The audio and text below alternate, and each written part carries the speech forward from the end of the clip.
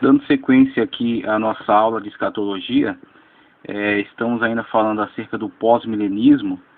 Vamos abordar, inclusive, muitas figuras importantes dentro desse movimento que contribuíram grandemente para o evangelismo mundial, a partir dessa visão do estabelecimento do reino de Deus por meio da propagação do evangelho.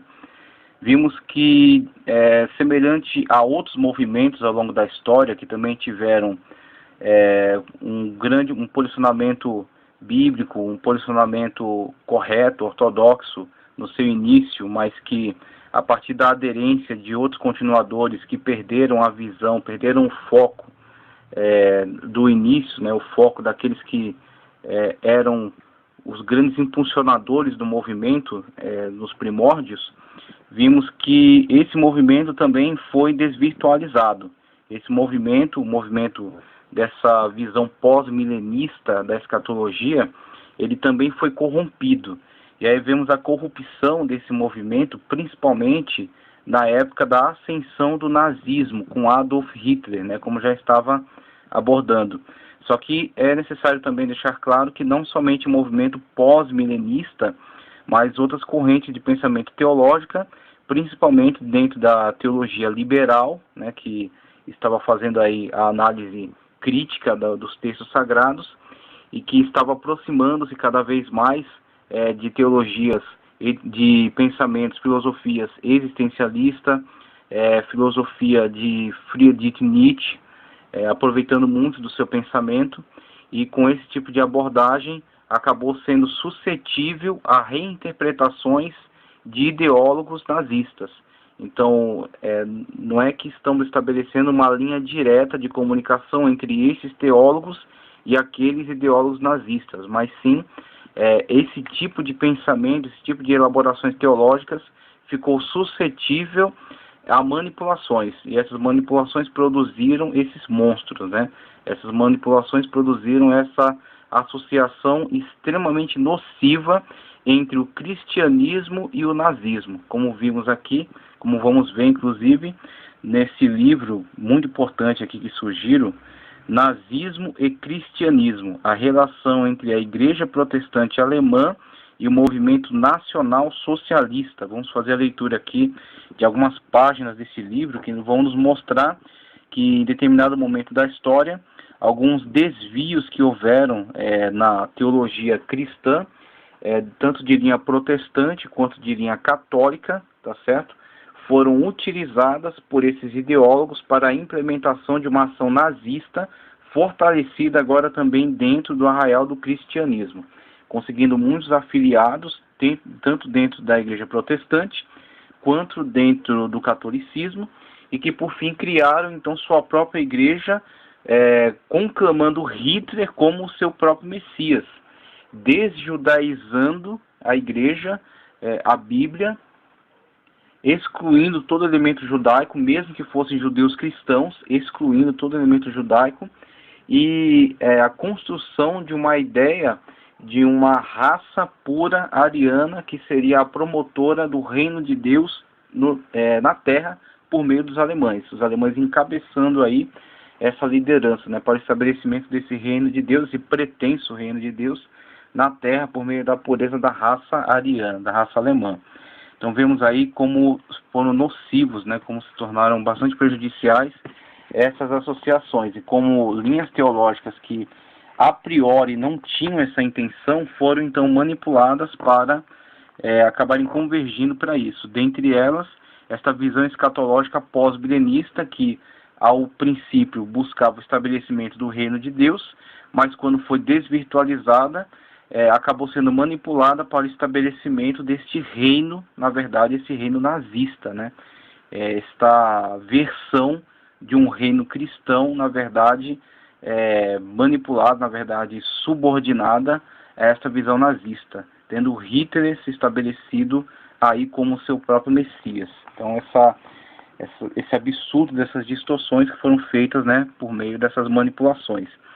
Então, começa a leitura aqui na página 56 do livro Nazismo e Cristianismo, a relação entre a Igreja Protestante Alemã e o Movimento Nacional Socialista, da Fonte Editorial, a partir da página 56, que diz: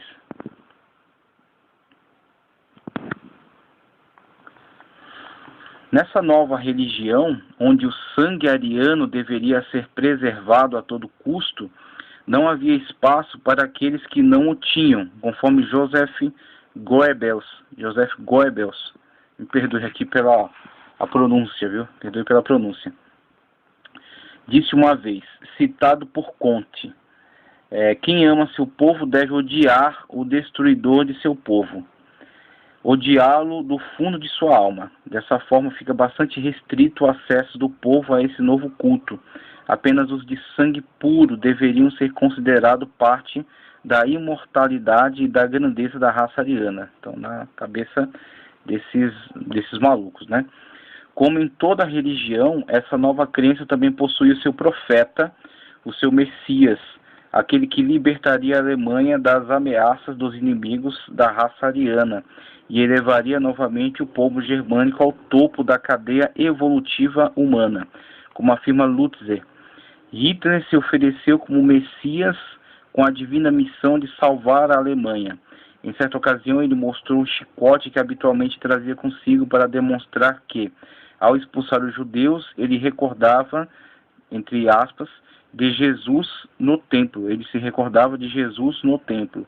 Afirmava que, aspas, assim como Jesus, eu tenho responsabilidade para com o povo, para com o meu povo.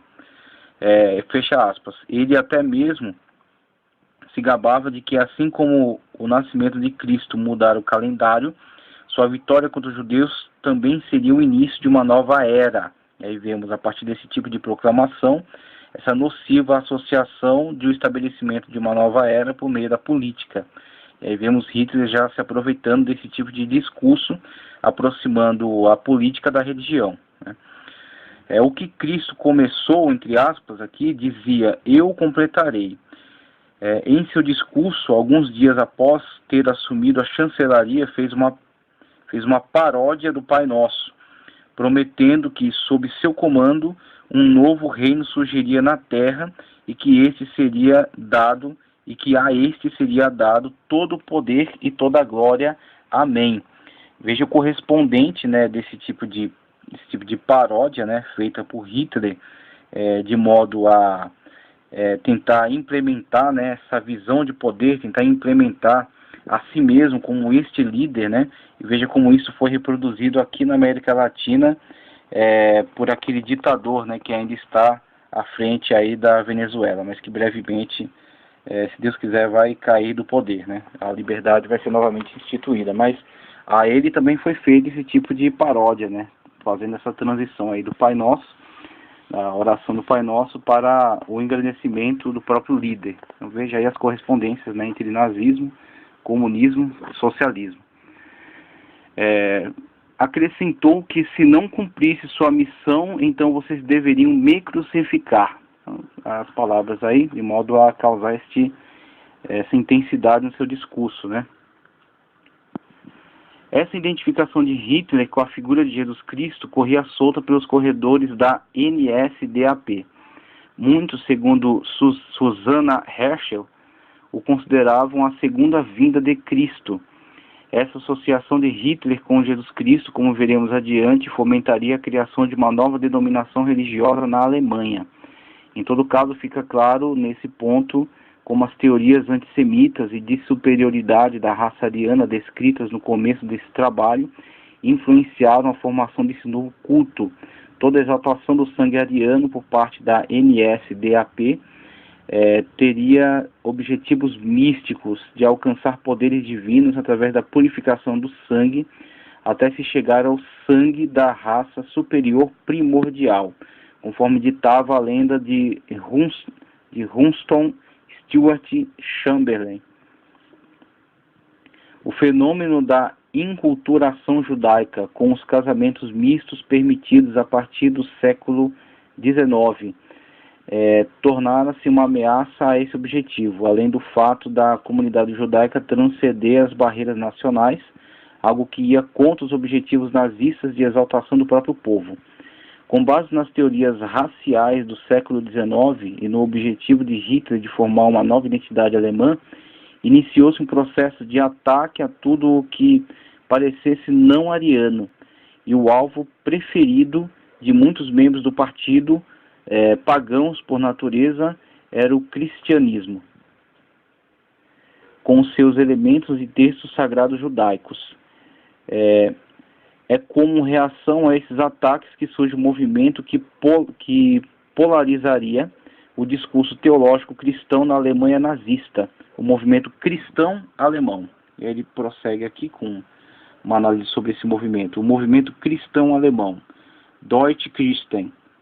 O movimento cristão alemão foi formado por um grupo de líderes teólogos e leigos, na sua maioria protestante, que se reuniram com o intuito de reformar a igreja alemã e moldá-la aos novos tempos.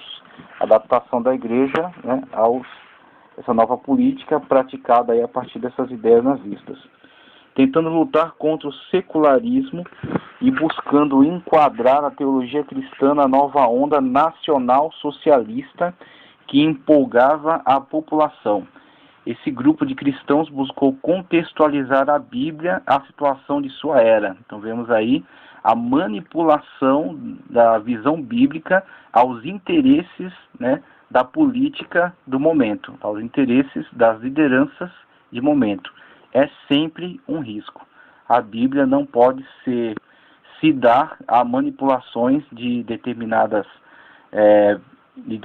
enviesamentos políticos, nem teologias, tá certo? Nem movimentos. Então temos que sempre obedecer à Bíblia como intérprete majoritária de si mesma.